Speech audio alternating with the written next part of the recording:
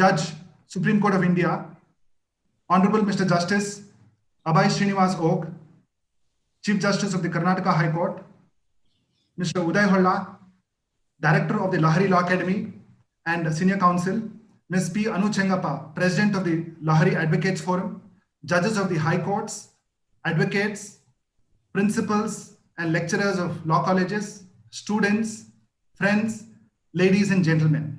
It gives me immense pleasure to welcome each one of you to the 14th P.G.C. lecture series. We have with us on stage Honorable Mr. Justice A.S. Bopanna, who's a speaker, who's a judge of the Supreme Court of India. We have with us Honorable Mr. Justice Abhay Srinivas Og, Chief Justice of the Karnataka High Court. We have with us on the virtual stage Mr. Uday Holla, Senior Counsel and Director of the Lahari Law Academy. And we have with us on the virtual stage Ms. Anu Chengappa, the President of the Lahari Advocates Forum. Mr. Pulyanda Ganapati Caesar Chengappa, popularly known as P.G.C. or Caesar, was the first president of the Lahari Advocates Forum. In memory of P.G.C., the Lahari Advocates Forum has instituted the memorial lecture. Since the I must say, Mr. P.G.C. Chengappa was a founder member, and the organization started as a small organization and has now developed deep roots in the legal fraternity. And the Lahari as an organization has been rendering yeoman service to the legal fraternity. Without much ado, we now get into the program, and I request Ms. P. Anu Chengappa, the President of the Lahari Advocates Forum, to welcome the gathering. Ms. P. Anu Chengappa. Dignitaries on the dais, ladies and gentlemen, a very pleasant task for me to welcome you all to the 14th P.G.C. Chengappa Memorial Lecture. We all are definitely missing the light-hearted banter over tea and snacks, the jam-packed audience in the Patron-in-Chief Hall, which is the regular venue for this lecture series. But nonetheless, now since we do not have space constraint, we have a larger virtual audience joining us not just from throughout the state, but even beyond from different parts of the country. Talking about us as an organization, we are a bunch of advocates of the Bangalore Bar, doing a little bit in terms of trying to hone professional skills of our brothers and sisters in the fraternity, and also at the same time, trying to tap latent talent of our fraternity, be it in terms of singing, dramatics, poetry, and in the process, we try to promote fraternal bonhomie and at the same time uphold the high traditions of our bar. As far as this lecture is concerned, this is the brainchild of our founder member, Mr. K. Suryanarayan Rao. And coming to the lecture topic, as all of us know, family is that very basic unit in society which keeps us anchored all our lives. It is that unit which molds us into who we are. But in today's times, due to the many pulls and pressures to the institutions of family and marriage, we have spouses separating, and the children of such estranged couples bear the brunt of such separation. Goes without saying, it's the right of every child to have a healthy family and to have good parenting.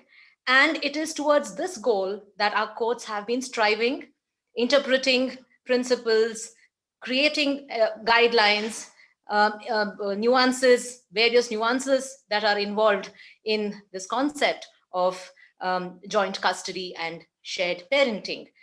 And who better to explain all this to us than the erudite speaker of the day, Honorable Mr. Justice A.S. Bopanna, Judge, Supreme Court of India. Sir is very much loved and respected by our bar. I remember whenever we went into the portals of the court hall, we never really worried about what the outcome of the case would be, because we knew we would always get a very patient hearing. And no matter which genre of histrionics we exhibited in court, here was a judge who would sit as cool as a cucumber from 10:30 in the morning till 4:45 p.m. Sir, it's a pleasure to have you with us today. A warm welcome to you. Also, my pleasure to welcome the guest of honor for the day, our very own Chief Justice, Honorable Mr. Justice Abhay Srinivas Oak. Sir, in every sense of the word, is the captain of our ship right now, steering us through these turbulent times of COVID. And sir, along with our other honorable judges of the High Court and the dedicated registrars led by our Registrar General, and with the untiring efforts of our presiding officers in the district judiciary throughout the state, has managed to keep our courts alive and kicking. So if I may rephrase Oscar Wilde's famous statement, God's in his heaven, all's well with the world, we would say our judges are in their courts and all is definitely well with the world.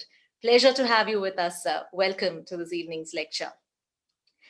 Also, my pleasure to welcome all the honorable judges of our High Court, present as well as our former judges. And I have the added pleasure of welcoming honorable judges of High Courts other than the High Court of Karnataka. I guess that's the advantage of having a virtual event. Welcome, very nice of your lordships to join us virtually for this event.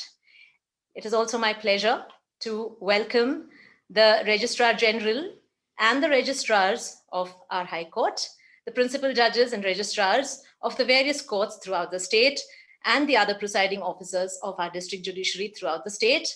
I also welcome the director, deputy director, and faculty of the Karnataka Judicial Academy.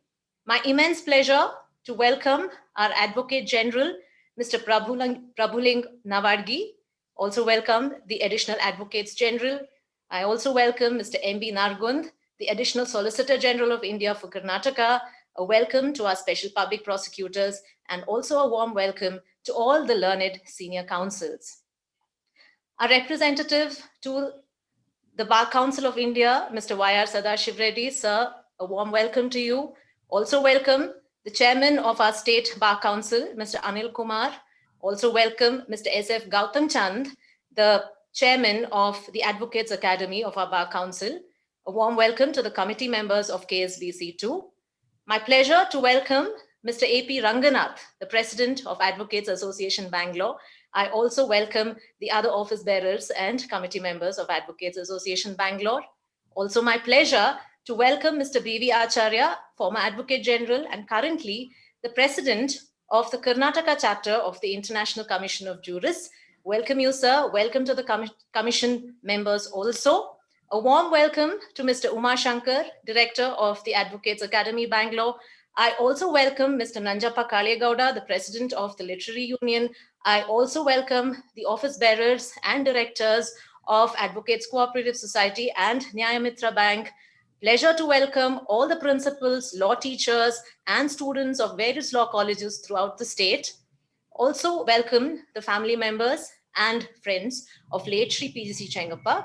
Also welcome the members of the media, and a big warm welcome to all our dear brothers and sisters in the legal fraternity, as also the guests outside the fraternity who have joined us virtually for today's lecture.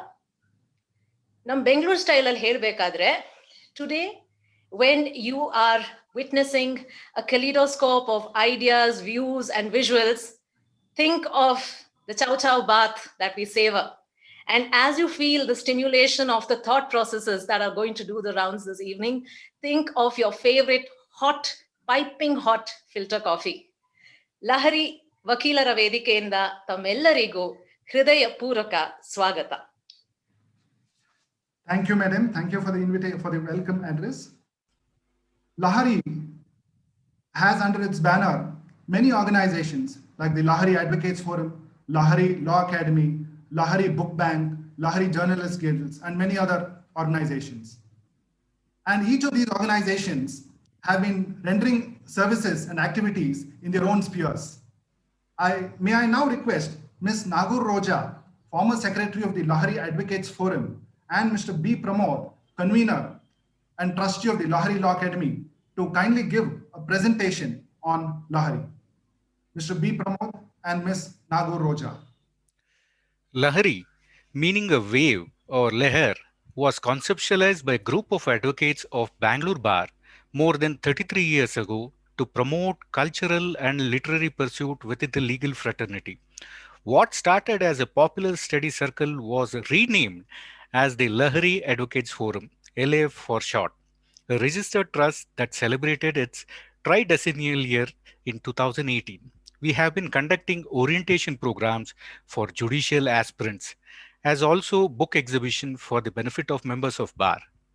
To promote the latent talents of advocates and of its members of their family, LAF has been conducting cultural programs and painting competitions. A unique venture of LAF is Communique, an in-house monthly newspaper covering events and information concerning the legal fraternity. This being the only paper of its kind has completed 32 years of its publication. Along with Communique, we also publish Samvada, a Kannada newsletter which has completed 19 years of publication. LAF is also conducting Chintana Mantana, a study circle discussing various aspects of law and procedure every Thursday at 4:30 p.m. at the City Civil Court premises.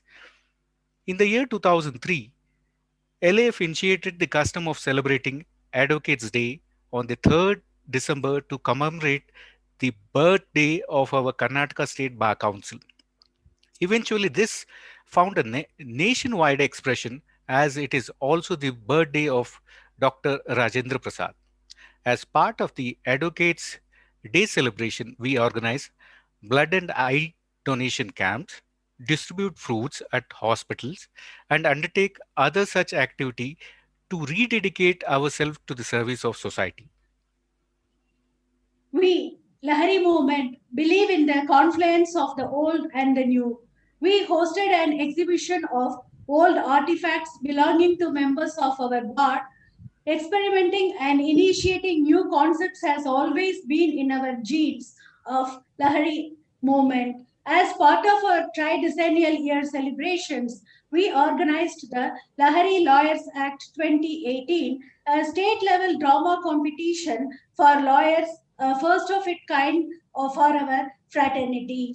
We then hosted a book reading session by an eminent jurist and author of our bar, Mr. Sudhish Pai, of his book Constitutional Supremacy. We have hosted poetry meets for advocates and judicial officers and published Bhavana Lahari, a compendium of poems penned by members of our fraternity. We also have Lahari Foundation, which is a registered trust with the objective of providing medical assistance to advocates in need of such assistance. Lahari Law Academy is a registered trust concentrating on activities concerning young advocates and law students. Lahari, Lahari Law Academy has been conducting moot court, model parliament, law quiz, and talent search competitions for the benefit of the law students and young members of the bar. Lahari Law Academy has also been hosting seminars and workshops for the benefit of the legal fraternity. Lahari Journalist Guild focuses upon honing the journalist skills of our advocates. Lahari Book Bank is a versatile collection of biographies and autobiographies of eminent lawyers, judges, and jurists. It is an endeavour to encourage the members of Bangalore Bar to read the same in the hope that the highest traditions of the bar are emulated by the legal fraternity. That is Lahari, a confluence of multi-talented advocates in a nutshell. Thank you, Mr. Pramod, and thank you, Ms. Nagur Roja, for the presentation. Late P.G.C, as we can see, had probably foreseen that the Lahari Advocates Forum and the Lahari as an organization with the lofty ideals would bear fruits, and I must say, it has rendered great service to the legal fraternity. May I now request Mr. Uday Hulla, Senior Counsel and Director of the Lahari Law Academy, to kindly give remembrance reference of late P.G.C. Justice A.S. Bopanna, Judge Supreme Court of India, the ever-smiling judge whom we sorely miss in Bangalore. Justice Abhay Srinivas Oak, the untiring Chief Justice of our High Court, Srimati Anu Chengappa, President, the daughter of P.G.C. Chengappa, all the office bearers of Lahari Academy, Lahari Forum, honorable judges, ladies and gentlemen. Chengappa is a very popular name amongst persons who hail from the district of Coorg. P.G.C. Chengappa was not only popular in the district of Coorg, but he was extremely popular amongst the members of the bar at Bangalore. When I came to the bar in 1973, he was already the secretary of the Bar Association. Later, he even donned the office bearership of the treasurer and much later the vice president of the Bar Association. It shows the popularity of Sri P.G.C. Chengappa. He was always helpful to the members of the bar. Any problem, one could approach him, and he was ever ready to help the younger members of the bar. Chengappa was extremely active in not only in the Bar Association, but also outside. He was associated with a number of organizations. His organizing capacity was evident when he got none other than Sri Nani Palkiwala to Bangalore to address a huge gathering where 10,000 people gathered to hear that doyen of the bar. That shows the organizing capacity and capability of Sri P.G.C. Chengappa.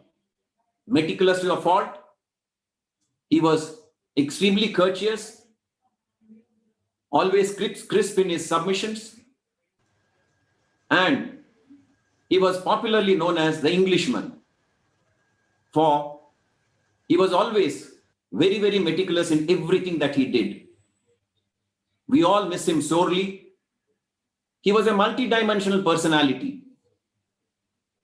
Not only was he the first president of the Lahari Advocates Forum, but he was also the first director of Lahari Academy, Advocates Academy, as well as one of its trustees. He started a newspaper under the title Black Coat. Probably it was the first in the state of Karnataka and probably the first in the country. It was meant only for lawyers. His felicity of expression, his meticulous preparation, his fairness even to the advocates on the opposite side was well appreciated amongst the members of the bar as well as the bench. He was the embodiment of everything that was good amongst the lawyers and amongst those who hail from Coorg, the Coorgese.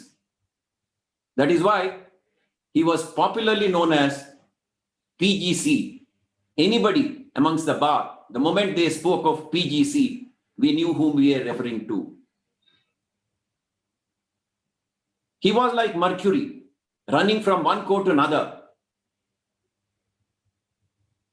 As I said, he had all the good qualities that a human being can have. Man of simplicity. He would walk instead of catching an auto or a car and take his car. Many a times he would walk. That was the simplicity of the man, despite the flourishing practice that he had.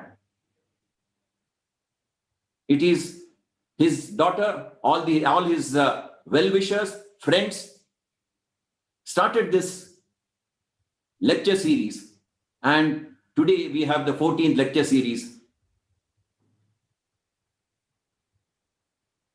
We, all of us who were his contemporaries, sorely miss him. Thank you very much. Thank you for those words of reference, sir. Man of lofty ideals, whom we as advocates have to emulate. We have the privilege of having Honorable Mr. Justice Abhay Srinivas Oak, the Chief Justice of the Karnataka High Court, as a guest of honor. May I now request Honorable Mr. Justice Abhay Srinivas Oak to kindly address the gathering.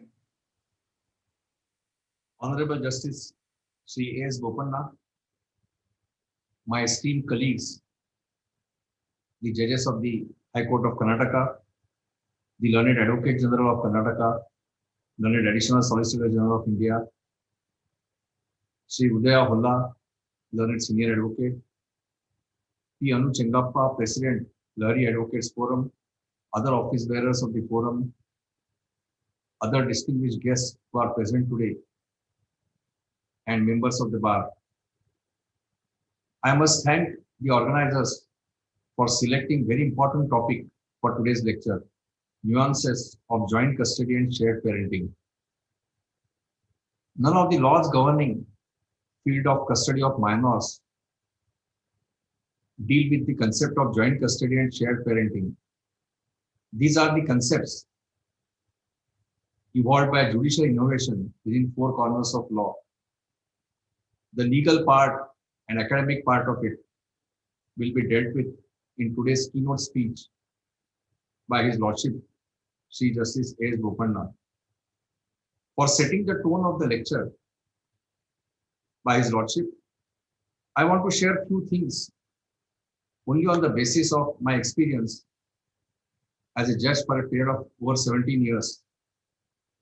In all the metropolitan cities across the country, matrimonial disputes are multiplying. Today is not the occasion to discuss the reasons why there are a large number of matrimonial disputes in our metropolitan cities. These matrimonial disputes are giving rise to large number of disputes about custody of minor children. As a judge, I always found custody litigation very difficult to deal with. The reason is we as judges cannot resolve custody disputes effectively by passing judicial orders. Something more is required to be done. Slowly during last decade in our country, the concept of joint custody is evolving. Joint custody is not really a physically joint custody. It is all about parents taking joint decisions about their minor children. The decisions will be about which school the child should be enrolled, which should be extracurricular activities done by the child, and various aspects of development of the child. Shared parenting is a concept which requires both parents to give their quality time to the child. They have to do it by arriving at mutual arrangements. In USA, the concept of joint custody is immensely successful. The reason is that in USA, most of the married couples, after a discord develops, go to a counselor rather than going to a family court lawyer. The counselor helps them to arrive at an understanding which will include even understanding about the joint custody, shared parenting. In our country, we have adversarial system in matrimonial disputes. We don't have that kind of framework available where immediately after there is a matrimonial dispute or discord between the spouses, that they approach trained counselors.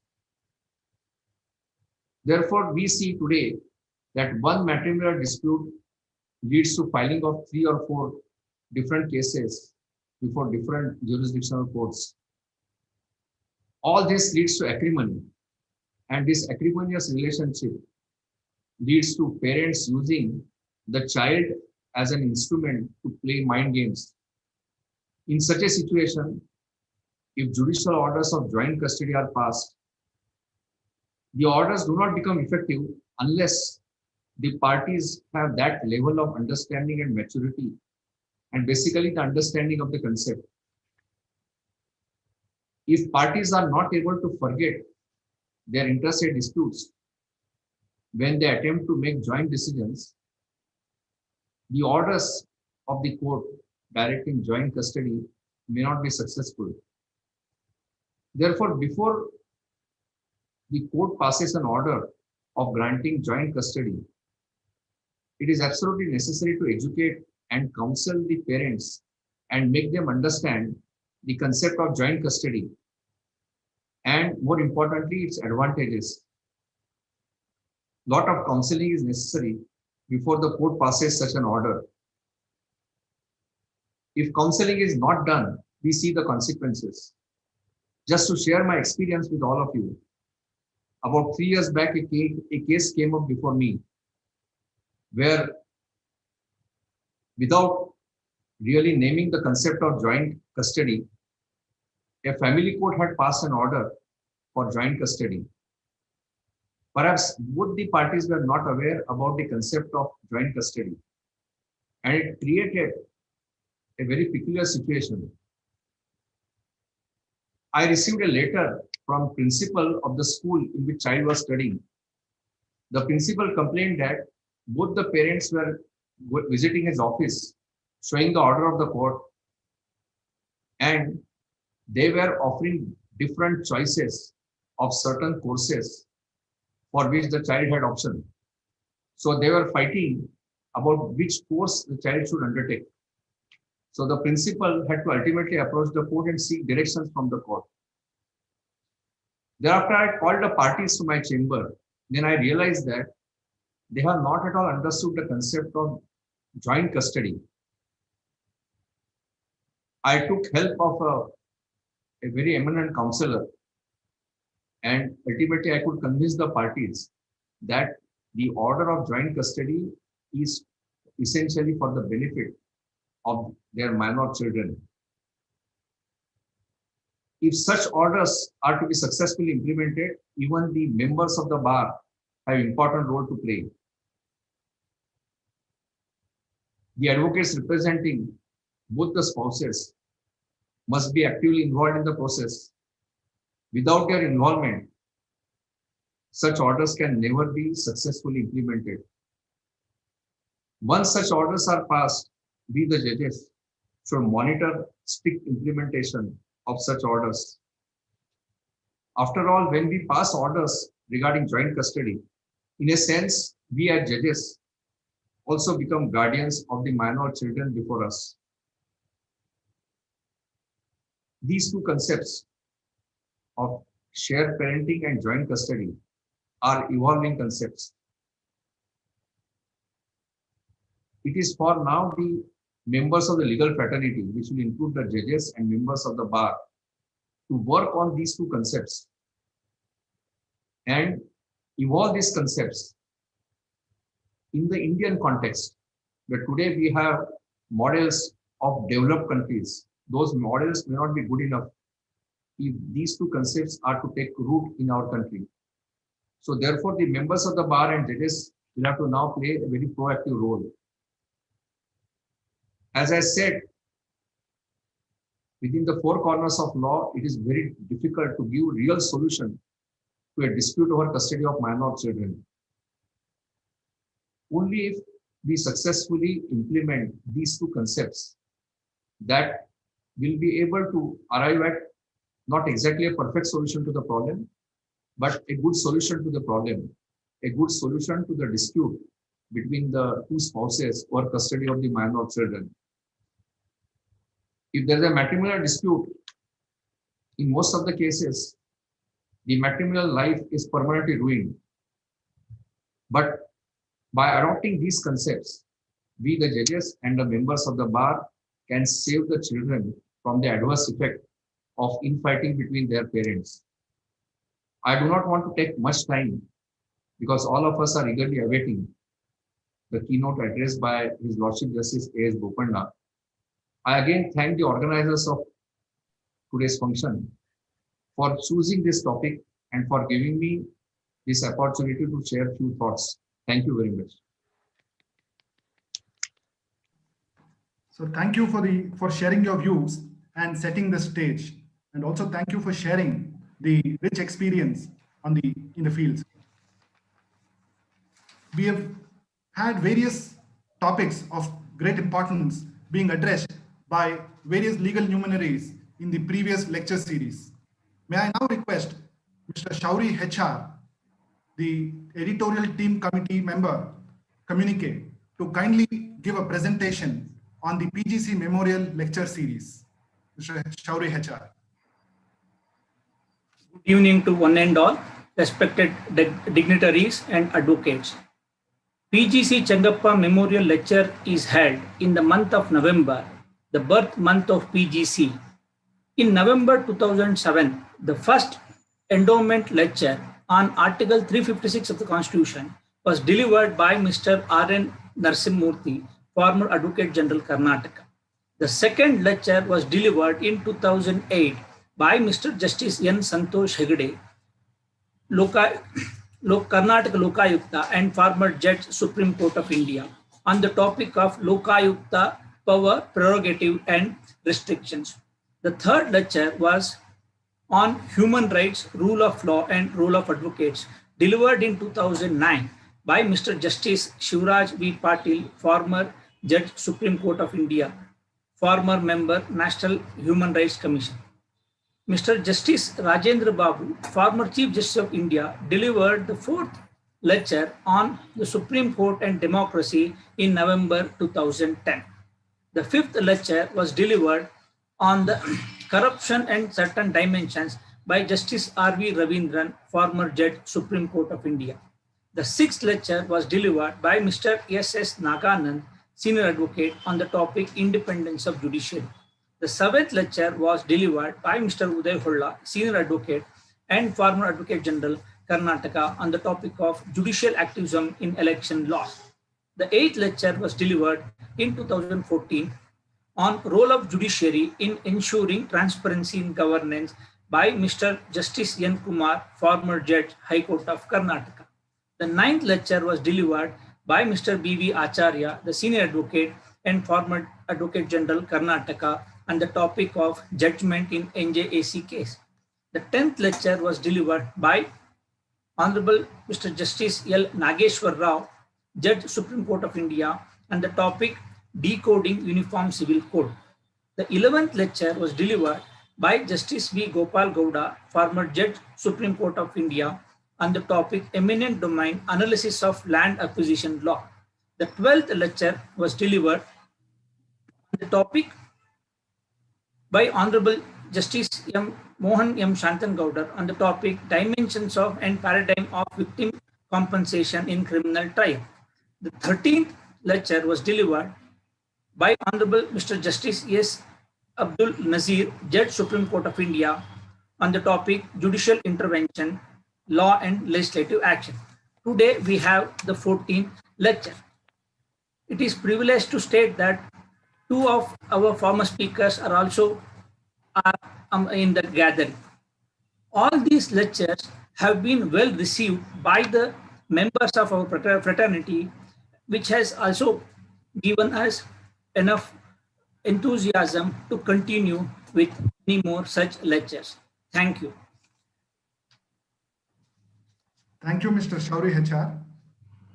We now come to the last leg of the program, that is a keynote address. But before that, I would request Mr. S.N. Prashant Chandra to kindly introduce the speaker. Mr. S.N. Prashant Chandra. Thank you, Vivekanand. Namaskara. We have reached an important stage in the 14th Chengappa Memorial Lecture Series. As I have known Justice A.S. Bopanna from last 35 years, I have been given the task of introducing him today. Who does not know Justice A.S. Bopanna? The personality of him has not changed a bit since I know him. Power and positions have not altered him. With his smile and humor, he can lighten any serious situation. Great personalities, the higher they go, simpler they become. In the case of Justice Bopanna, it is more apt to say, simple he is, higher he is growing. Judges shall generate light and not emit heat. Justice Bopanna is an example for that. Recently, cricketer star Sunil Gavaskar, a Mumbaiker, while praising few famous personalities from Bangalore, commented about the quality of Bangalore water as a source behind their success. ಇದು ಎಲ್ಲ ಕನ್ನಡಿಗರಿಗೂ ಹೆಮ್ಮೆಯ ವಿಷಯ. ಅಂತೆ ಕೊಡಗಿನ ಪುತ್ರರಾದ ನ್ಯಾಯಮೂರ್ತಿಗಳು 1990ರ ದಶಕದಲ್ಲಿ ವೃತ್ತಿ ಜೀವನಕ್ಕೆ ಬೆಂಗಳೂರಿಗೆ ಬಂದು ನೆಲೆಸಿ 2006ನೇ ಇಸವಿಯಲ್ಲಿ ಉಚ್ಚ ನ್ಯಾಯಾಲಯದ ನ್ಯಾಯಮೂರ್ತಿಯಾಗಿ ಕರ್ನಾಟಕದಲ್ಲಿ ನೇಮಕವಾಗಿ ಕರ್ನಾಟಕ ರಾಜ್ಯದಲ್ಲಿ ಹೆಸರುವಾಸಿಯಾಗಿದ್ದಾರೆ. ಈಗ ಗೌಹಾತಿಯ ಮೂಲಕ ಹರಿದು ದೆಹಲಿಯ ಸುಪ್ರೀಂ ಕೋರ್ಟ್ನಲ್ಲಿ 2019 ಮೇ ಅಂದರೆ ಸುಮಾರು 18 ತಿಂಗಳ ಹಿಂದಿಂದ ನ್ಯಾಯಮೂರ್ತಿಯಾಗಿ ಕಾವೇರಿ ನೀರಿನ ರುಚಿ, ಶುಚಿ, ಪಾವಿತ್ರ್ಯತೆಯನ್ನು ಇಡೀ ಭಾರತ ದೇಶಕ್ಕೆ ಸಿಂಪಡಿಸುತ್ತಿದ್ದಾರೆ. ಲಹರಿ ವಕೀಲರ ವೇದಿಕೆಯ ಸದಸ್ಯರಾದ ನ್ಯಾಯಮೂರ್ತಿ ಬೋಪಣ್ಣನವರಿಗೆ ನಮ್ಮ ನಮನ. I request Justice Bopanna to deliver his address. Thank you, sir.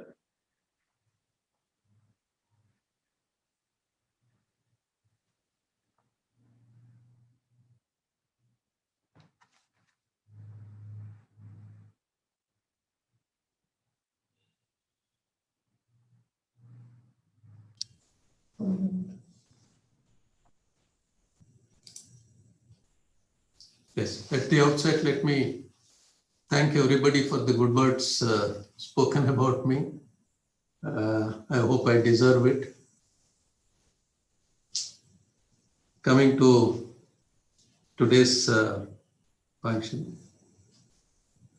for addressing Justice Abhay Srinivas, Chief Justice, High Court of Karnataka, Honorable brother and sister judges, High Court of Karnataka.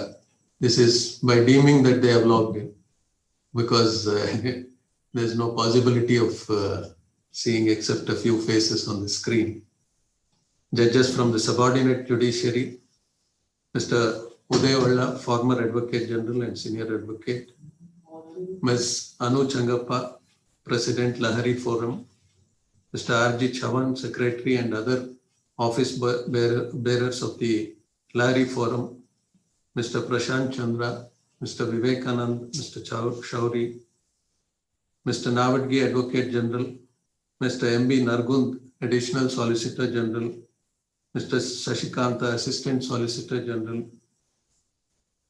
Mr. Ranganath, President Advocates Association, Mr. Anil Kumar, Chairman Bar Council, Learned Senior Advocates, members of the bar, law students, family members of Changappa, ladies and gentlemen.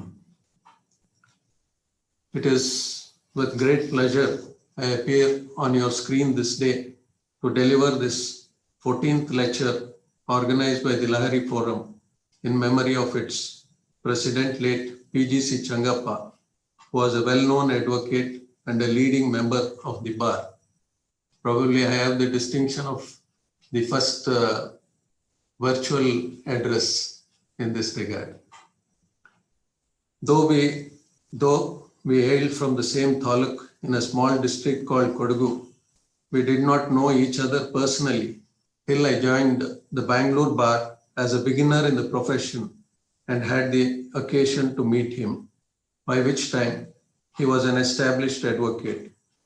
But after we met, I found him to be very affectionate like an elder brother and was one of my greatest well-wishers. Therefore, I consider this opportunity as an honor and proceed to formulate my thoughts on the subject assigned to me. Before considering the issue relating to joint custody and shared parenting, it is necessary to advert to the aspect relating to custody of a minor child as is provided in law and the manner in which it has evolved with the change in the attitude towards the matrimonial relations and the manner in which the courts have looked upon this issue.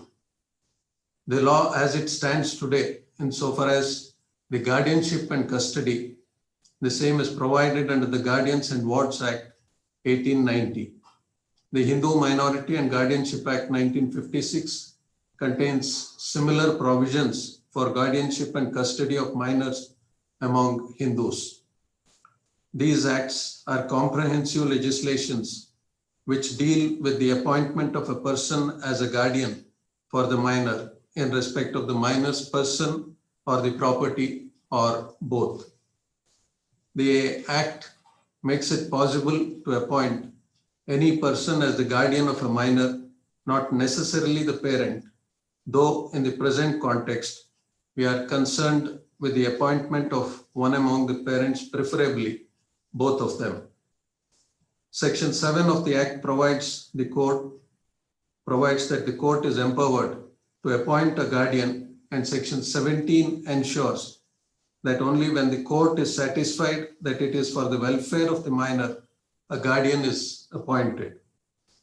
Though the said provisions of the Act broadly refer to the term welfare of the minor, there is no specific formula to determine, nor is there uniform pattern to measure and determine as to what exactly is the welfare of the minor, as it will vary from case to case and will depend on the perception of the person called upon to decide the same. However, it is interpreted by the Supreme Court and the various high courts in such a way to lay down the broad guidelines to consider the welfare of the minor, which should be the paramount consideration in the cases relating to the custody of the minor. The provisions of Hindu Minority and Guardianship Act 1956 supplements the Guardians and Wards Act 1890.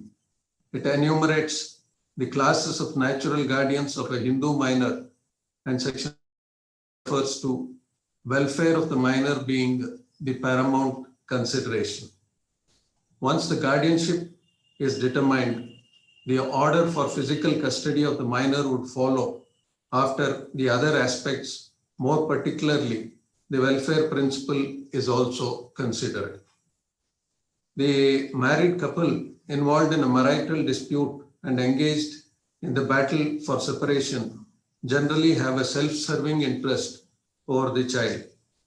Unfortunately, it has been the experience that the child is treated as a pawn on the chessboard and is used to checkmate the other party and gain an upper hand in the dispute relating to the marital discord. They forget that it brings to an end the marital relationship between the parents, and it does not bring to an end the relationship of the child with the parents, nor does it take away the status of the parents with the child, which is an inseparable bond. The matrimonial law also comes into picture to provide the courts to decide on the custody of the children. All matrimonial laws have provisions for custody of the children. For instance, Section 26 of the Hindu Marriage Act 1955 provides for discretion to be exercised by the court while passing interim orders or while making such provisions in the decree which appears just and proper with respect to the custody, maintenance, and education of minor children. Similarly, the provisions in the Special Marriage Act, Parsi Marriage Act, and the other similar enactments provide for the same. In the traditional conceptualization, custody of the minor was confined to the provisions contained in the Guardians and Wards Act and the other relevant acts. Under the said law, father is the natural guardian of the legitimate child, and after him, the guardianship vests with the mother, exception being a child below 5 years of age, in respect of whom the mother is natural guardian. The plain meaning of the provision is that the mother is the guardian after the death of the father. But the Supreme Court, in the case of Geeta Hariharan versus RBI, interpreted the word after as in the absence of, and ruled that the mother is the guardian of the child, even in the lifetime of the father, if he is absent for any reason, including neglect. Therefore, age of the minor child is not the only criteria to decide the custody and guardianship, and it does not mean that the mother loses custody after the child turns 5. It just means that the issue of custody can be considered differently at that age, and to dislodge custody from the mother who had the custody for 5 years, the court will have to be satisfied with very good reasons and cannot be done in a routine manner. Following these provisions, the courts would normally order custody to one parent in majority of the cases to the mother and the visitation rights to the other, namely the father. It unfortunately sounds like presenting the trophy to the winner and the loser being given the consolation prize in a competition. In abstract, if the law relating to custody of children as it stands is noted, it appears simple, but in reality, it is in fact complex. It is simple because there is only one principle which guides all such proceedings relating to custody, which is the welfare principle. But the complexity arises when a just and proper order is required to be made by the court, inasmuch as the difficulty lies in appropriately determining what in fact would be the welfare of the child. The child, who is the main stakeholder in the entire issue, hardly has any say in the matter, and even if he or she does, the choice offered will be a difficult one.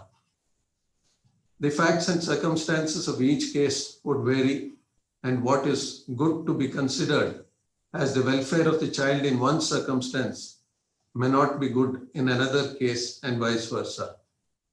That apart, in the very same set of facts, the welfare principle could be considered in various ways, as there can be no straitjacket formula which would guide the courts to consider the welfare principle in a uniform manner.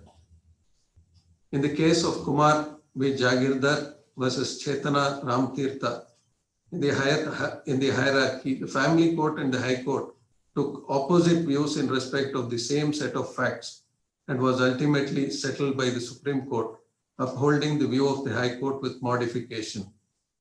In that case, the married couple had obtained divorce by mutual consent, and in that process had agreed for their appointment as joint guardians. Thereafter, the wife got married to a good leg spinner.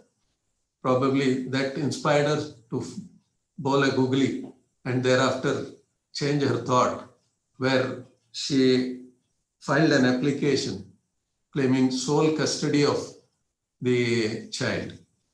The husband, in the meanwhile, filed another counter application seeking sole custody of the child. The family court, while considering this, on finding that she had remarried, thought that to be a disadvantage to consider custody, and refused custody to her and gave the custody to the father. The High Court, however, took a different view and reversed the order of the family court by giving exclusive custody of the child to the mother and weekend visitation right to father. The Supreme Court, while considering the same, no doubt held that for the custody of the child, the mother is to be preferred than the father in all cases is not the correct view, and such generalization cannot be made. Having stated so, it was also held that remarriage is not a disqualification, and taking into consideration other aspects relating to the welfare of the child, however, maintained the order of the High Court, whereby the custody was granted in favor of the mother with visitation rights to the father, but certain modifications were made to regulate the same. In the case of Vikram Veer Vohra versus Shalini Balla, the court awarded the custody of the minor child to the mother with visitation rights to the father, despite the fact that the son had been with the father since the time of birth, where again the welfare of the child in the perception of the court was the consideration. Further, in the case of Sheila Das, where the issue related to the custody of 12-year-old minor, the custody was awarded to the father, who was an advocate, and granted visitation rights to the mother, who was a doctor by profession. In this case, the court held that either parent is fit to take care of the child, provided that he or she is financially stable and is able to take care of the child. No doubt, as the paramount consideration in matters relating to custody being the welfare of the child, the court will look at all relevant circumstances based on the material available on record. However, the factum of welfare would ultimately depend on the perception of the court. The question would be whether the welfare principle could be met by only the financial stability of either of the parent to meet the material needs of the child, or is it the overall development of the child that matters? As far back as in 1893, the English Court of Appeal, in the case of McGrath, held that welfare is not just about money and physical comfort, but also the moral and religious welfare of the child. It was further held that the bond of affection cannot be disregarded. It appears very sound as a statement, but when it comes to decision making, let alone the courts, but how does even the parent or the most erudite scholar of child welfare decide in an objective manner as to what is in the best interest of the child without making moral or value judgments?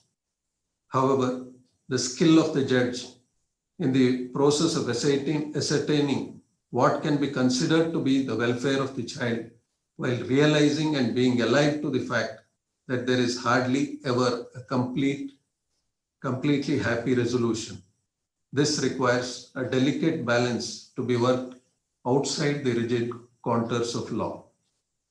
In the work of Judith Wallerston, which studied children of diverse parents over a 25-year period, the psychologist shares the results of impact of divorce on children and the drawback in the system. She states, and I quote, "With all due respect, our rigid court structure may be the wrong forum for making decisions about parents and children at the time of divorce.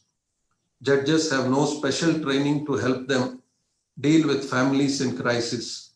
They are charged with safeguarding the best interests of children without knowledge about the needs of children at different developmental stages.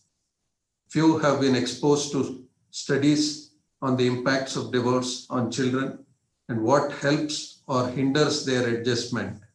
Moreover, the courts are hard-pressed for time and staff. What influences the child are the long-term circumstances of life during the post-divorce years. As couples exit the courthouse steps, profound changes in parent-child relationship lie ahead.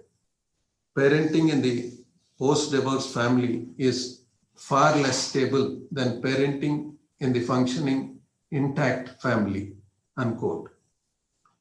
Further, the studies have also revealed that the children need both parents present in their lives. Otherwise, it leads to parental alienation syndrome, which is a term coined by American child psychiatrist Richard Allen Gardner to describe a condition of children who have been psychologically manipulated into showing unwarranted fear, hostility, or disrespect towards the other parent during child custody dispute. In simple terms, it occurs when a parent attempts to brainwash a child into hating the other parent. The court should therefore be slow to make orders that will cause one parent to be distanced from the child, no matter what the opinions are. Presently, in the existing setup, it is ultimately the courts which will have to pass orders And it is in that view, the courts must be aware that the post-divorce parenting is different from parenting in intact families. The Supreme Court in the case of Vivek Singh versus Romani Singh has taken note of the existence of parental alienation syndrome, where children were involved in matrimonial disputes between the parents.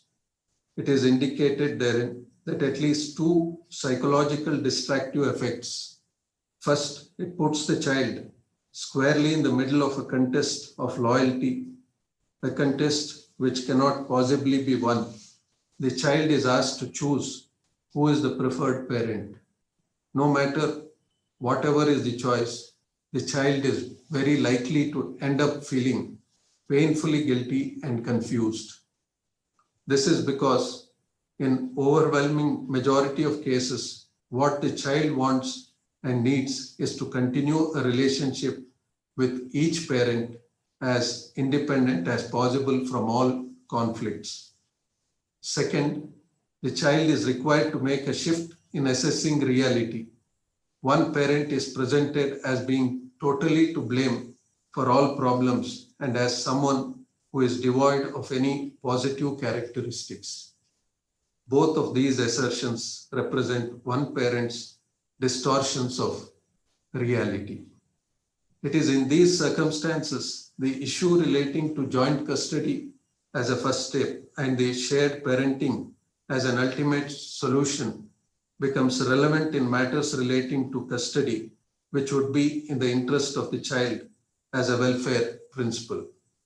In general, the main object of joint custody is to provide both parents equal control over decisions regarding a child's upbringing and to split the time that a child spends living with each of them.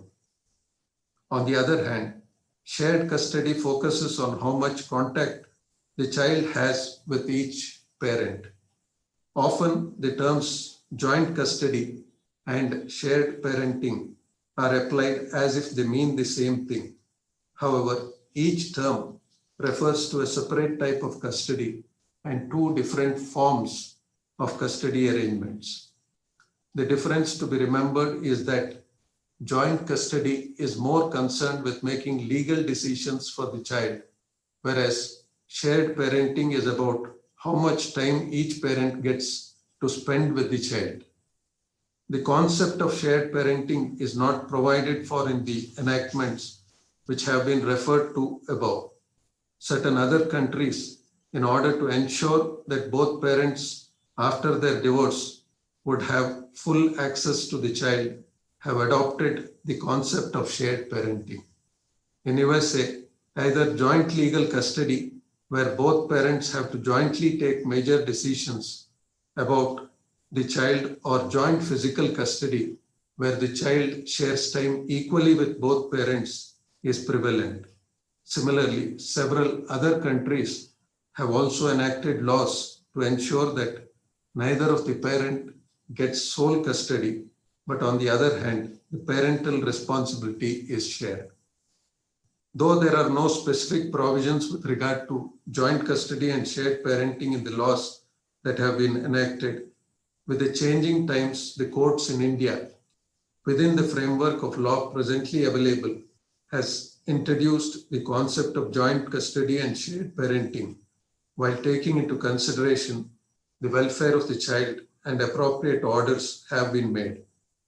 In the case of K.M. Vinaya versus B.R. Srinivas, such joint custody was ordered. In the said case, the family court, based on the evidence and material available on record, held that the father is entitled to exclusive custody of the child and directed the mother to hand over the custody of the child to the father within a period of 1 month. When the said judgment was assailed before the High Court, the High Court held that the father is entitled to custody of the minor child from 1st January to 30th June, and the mother is entitled to custody of the minor child from 1st July to 31st December of every year, though it may sound like partition or puja rights being given on rotation basis, but then both of them have been given. every year till the minor son attains the age of majority, which was a form of shared parenting. The Supreme Court, while considering the correctness of the same, referred to an earlier decision of the Supreme Court wherein it was held that in deciding the question of custody, the welfare of the minor is the paramount consideration, and the fact that the father is the natural guardian could not ipso facto entitle him to custody. Stating so, the Supreme Court modified the order of the High Court to a more meaningful shared parenting arrangement and allowed the custody to continue with the mother during the weekdays, while the custody would remain with the father during weekends. The sharing of the holidays, the festivals, birthdays, etc. was also provided there. In a very recent decision, in the case of Smriti Madan Kansagra versus Peri Kansagra, though custody order in favor of the father residing in Kenya was affirmed, it was only after ascertaining the view of the 11-year-old child, and it was made subject to obtaining a mirror order from the court in Kenya, as it was transnational matter. However, co-parenting was ensured by observing, and I quote from the judgment, this would, however, not imply that the mother would be kept out of the further growth, progress, and company of her son. Smriti would be provided with temporary custody of the child for 50% of his annual vacations once a year, either in New Delhi or Kenya, wherever she likes. Smriti will also be provided access to Aditya through emails, cell phone, and Skype during weekends, unquote. Further, the Karnataka High Court, in its decision in the case of Srimati Savita Sitaram versus Sri Rajiv Vijayasarthi, discussed about shared parenting. It is observed therein that there is clear momentum in law towards shared parenting, with the child in focus and the rights of the child being the overriding factor rather than the rights of the separated parents. It would be ideal if the parents jointly submit a plan for shared parenting. In the alternative, the court must exercise its parents' patria jurisdiction, that while preparing a joint parenting plan, care must be taken so that there is no instability or inconvenience caused to the child. Also, the expression joint or shared would not mean mathematical exactitude or precision, as there must be pragmatism and innovation required at every stage. The personal profile of the parent, their educational qualification, residence, economic and social status, etc., would be important factors while developing the joint parenting plan.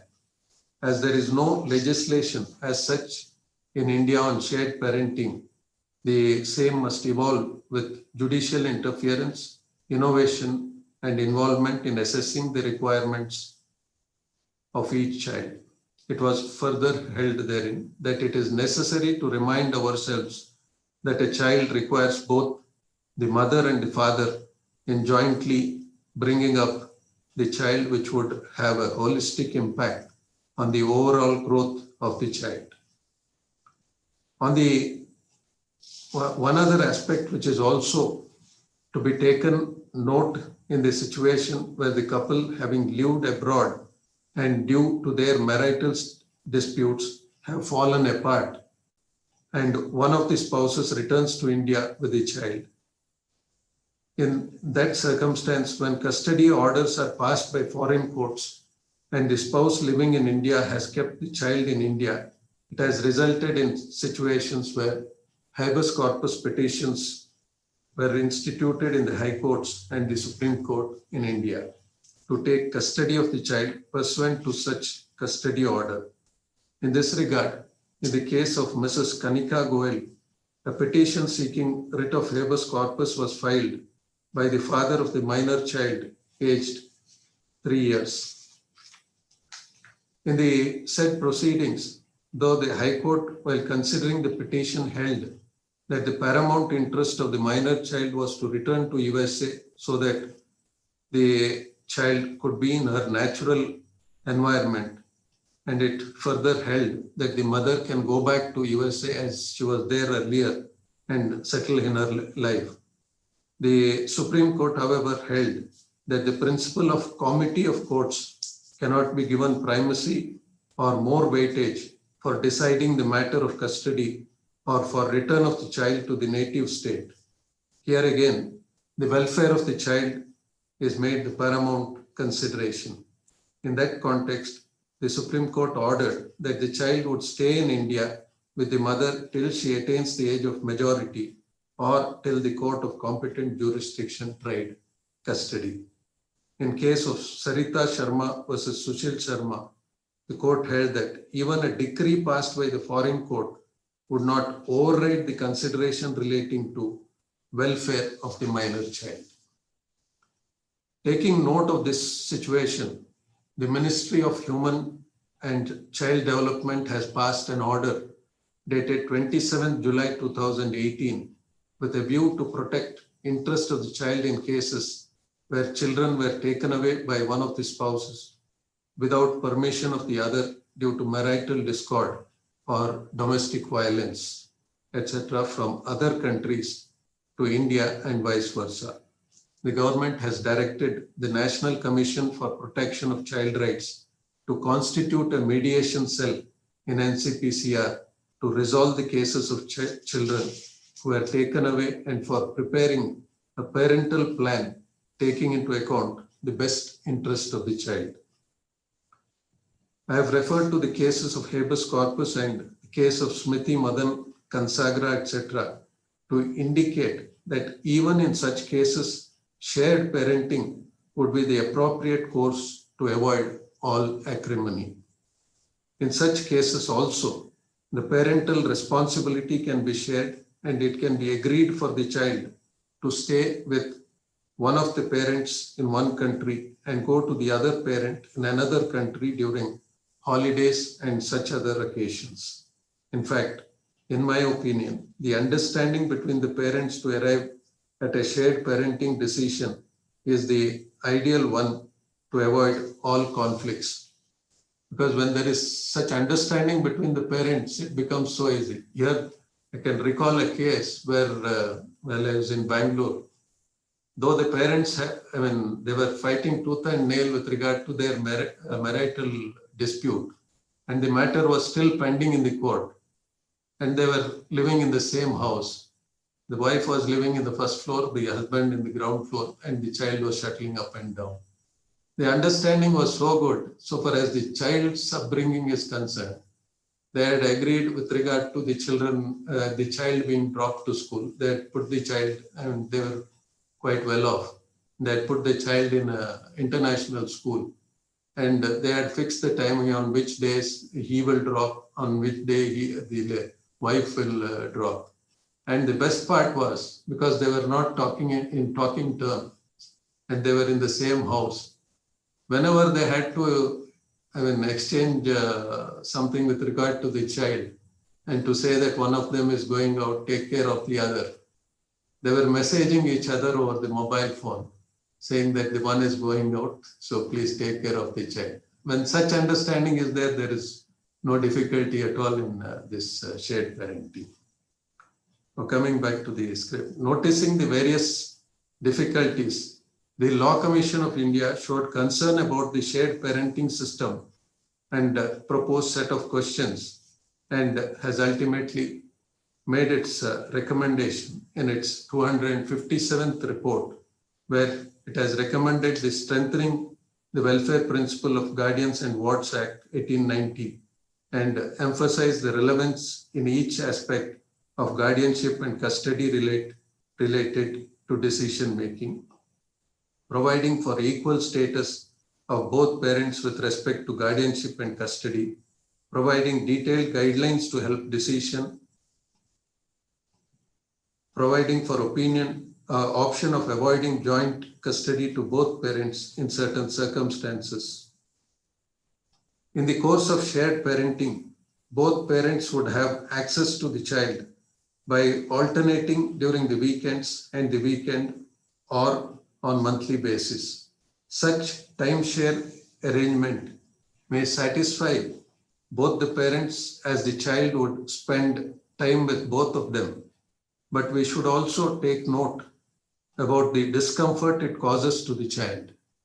In such circumstances, which place does he or she call his or her real home, and how does the child handle the homework, assignments, computer, books, personal belongings, etc.? The child will literally be living out of a suitcase and it will be unsettling. It is in such scenario, the bird's nest custody provides the comfort of growing up in one environment, but with the participation of both parents, in which situation the child will not be treated as a shuttlecock or a frisbee.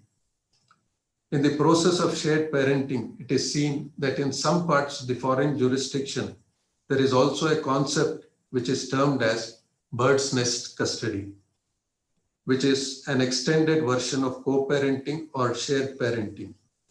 The bird's nest custody is a co-parenting option that prevents children from having to split their time between their diverse parents' home. Instead, the children stay in one place and the parents move into that place alternately as per the timeshare agreed between themselves to have the custody and parenting time with the child.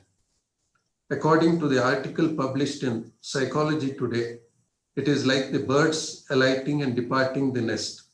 This option is workable when parents are co-parenting as opposed to an arrangement where one is the custodial parent. This concept is stated to have originated about a decade and a half back when a Virginia court ruled that it is the best solution for children. While making a similar order, a court in Canada in the year 2003 is also stated to have told the parents to stop treating their children like frisbees and impose bird's nest custody without either party requesting it. However, in my opinion, such arrangement can only be done where the parents are cooperating and they are also well off, and as such, it cannot be a forced option on the parents. In cases when the parents cannot genuinely afford such luxury, the next best alternative will be to put the child in a decent boarding school where the overall development of the child along with the other boarders is ensured and the child need not witness the acrimony of the parents who have fallen apart. The parent in any event can have access to the child as per agreed schedule during visiting days allowed in the boarding and during vacations when they are allowed to be taken out. The sharing of expenses can be worked out depending upon the financial status, but all arrangements can be worked out only with the cooperation of the parents, with the bottom line being the welfare of the child. While making a study on this subject, I also noticed that an NGO called Save Child India Foundation has filed a writ petition in public interest under Article 32 of the Constitution before the Supreme Court, raising certain concerns with regard to child rights, which include the issues relating to shared parenting, and has suggested appropriate orders to be passed by the courts relating to shared parenting. In the process, in the said petition, they have also submitted a draft of the shared parenting agreement as envisaged by them. Though recommendations are made by the Law Commission for amendment of the law, and even if shared parenting agreements are entered into between the parties, the ultimate question would be with regard to implementation of the same, since all such proceedings to enforce the same in the courts would be futile in a situation where the human angle is involved. As the Honorable Chief Justice mentioned earlier, it becomes very difficult unless there is cooperation and where the human angle is involved in all this. However, when the paramount consideration is the welfare of the child, and if in that context the parents, due to the acrimony involved in the matrimonial proceedings, do not appropriately consider the shared parenting and the implementation of the same, any number of court orders or the discussion on the subject will be futile. Therefore, what is required is the change in mindset. As I have indicated above, the aspect relating to custody requires a more humane approach rather than strict orders of the court. In fact, in a paper for United Nations Experts Group, New York, May 2015, the author, on considering all aspects relating to matrimonial and custody issues, it was recommended that the first step is to see parenting disputes as a relationship problem which required therapeutic intervention, and only thereafter as a legal problem. When it is viewed in that light, it obviously leads to exploration of the option of mediation as the way to resolve the dispute. This requires a fundamental rethinking of the structural place of mediation within the family justice system. The mediation for families after separation should be developed as an alternative to litigation, as a pre-litigation concept, and the finality, however, would be to obtain imprimatur of the court. Therefore, what is needed is to create different pathways for parents who have separated, with litigation being just one of them.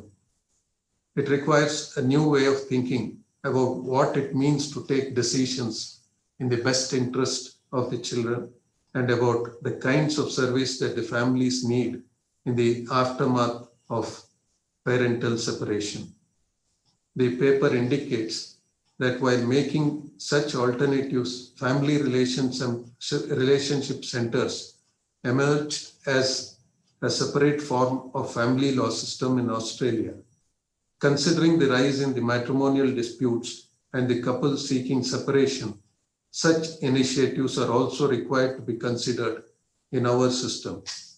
For the present, the responsibility will be on the court-assisted mediation to consider these aspects as well and ultimately by the court. Before I conclude, let me recall a statement of Philip Stanhope, a British statement, and I quote, "Judgment is not upon all occasions required, but discretion always is," unquote. I wish that better sense prevails on all concerned, more particularly the parents involved in custody battles, to not treat the children as divisible assets and have magnanimity in arriving at co-parenting arrangement. The learned lawyers advising them also should assist them and guide them in the right direction. With this hope, I conclude. Thank you all for your time and patience, and thank you, the Lahari Law Forum, for providing me this opportunity. Thank you very much. Sir, thank you very much for your thought-provoking address.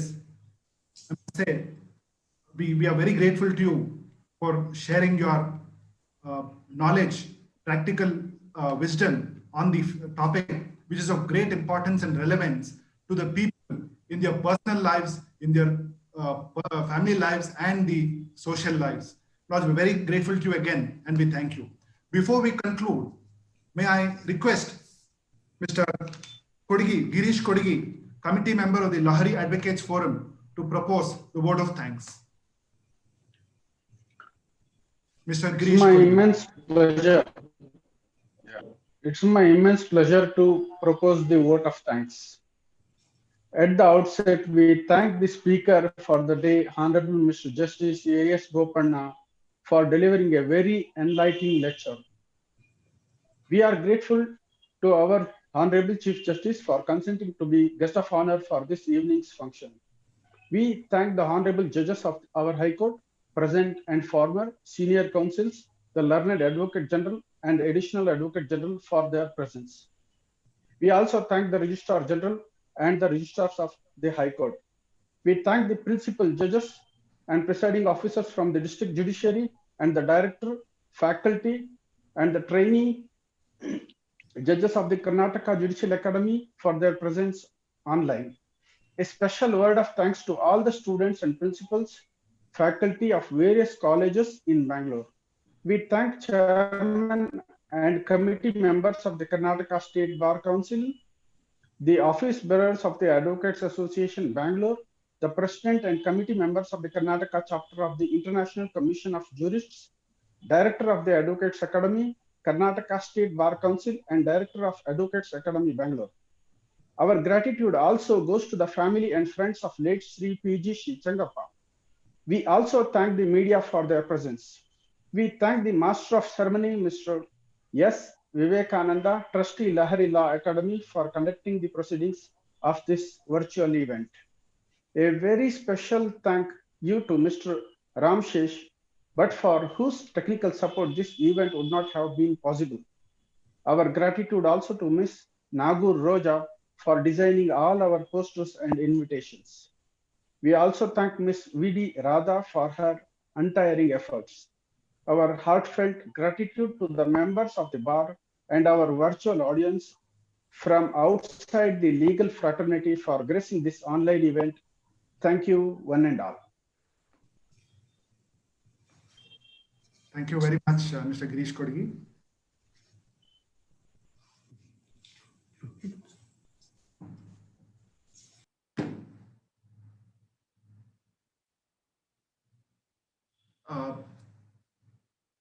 With this, we come to the end of the program. Thank you, all of you, for all your support and encouragement.